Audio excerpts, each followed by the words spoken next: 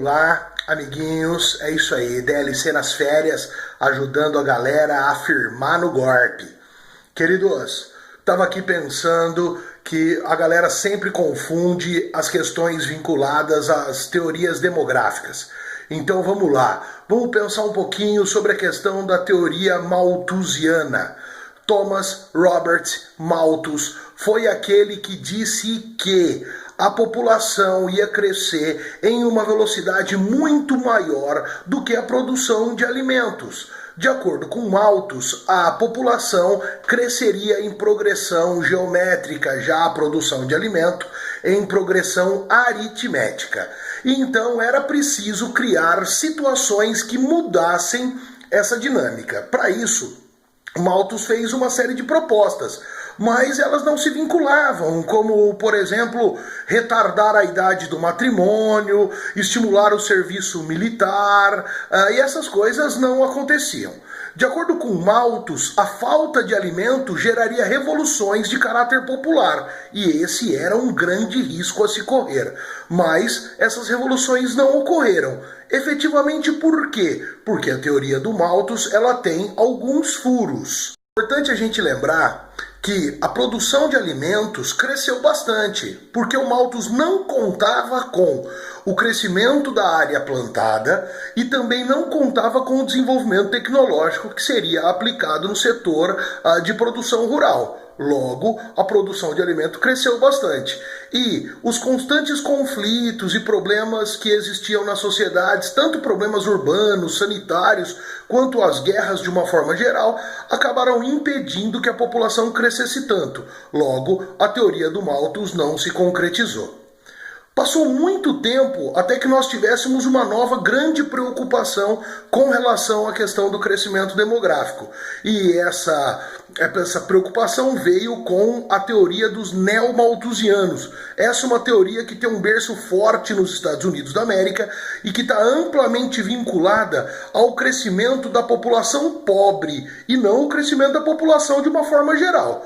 De acordo com os neomalthusianos, o problema está efetivamente no crescimento da população pobre, que onera o Estado em demasia, aumentando os gastos que são custeados pelas camadas média e alta. E de acordo com eles, é preciso impedir o crescimento dessa camada popular, que vem por meio de controle de natalidade e planejamento familiar.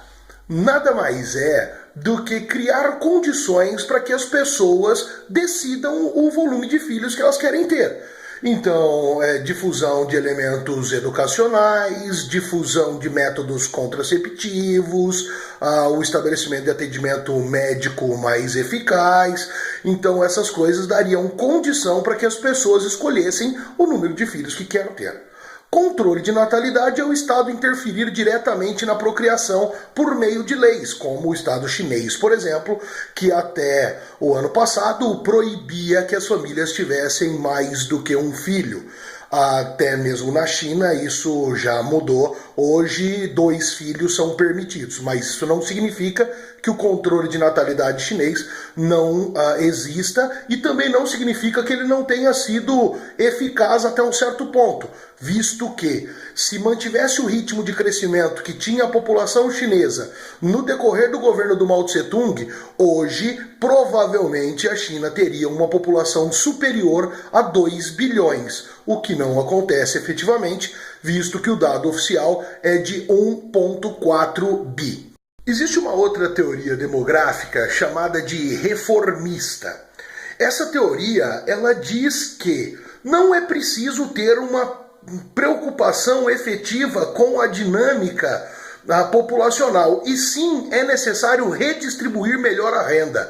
Conforme as famílias têm uma renda melhor, conforme as famílias têm mais acesso à questão educacional, a uma perspectiva de vida melhor, automaticamente o número de filhos diminui. Sendo assim, é importante destacarmos a ideia de que, para os reformistas, não devemos nos preocupar com o crescimento da população, e sim devemos nos preocupar com a qualidade de vida na qual essa população está inserida. A teoria de transição demográfica ela eu entendo até que complementa ou atua juntamente com a teoria reformista, visto que é verificado que nos países que têm um caráter desenvolvido, nós encontramos um ritmo de crescimento da população bem menor.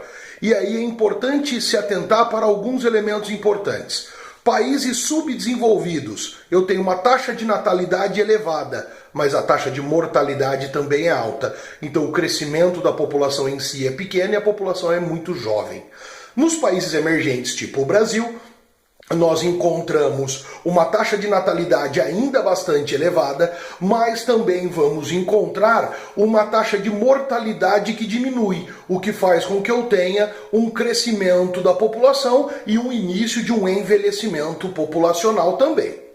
Já quando nós falamos sobre países desenvolvidos, a taxa de natalidade diminui bastante e a de mortalidade também. O crescimento da população é pequeno e o envelhecimento é evidente. Com isso, as custas com relação à manutenção da população idosa passam a ser uma preocupação recorrente.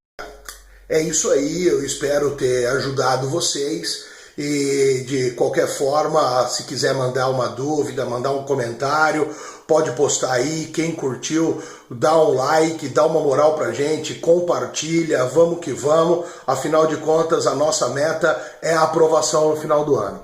Ok, galera? Um beijão pra vocês e é nóis!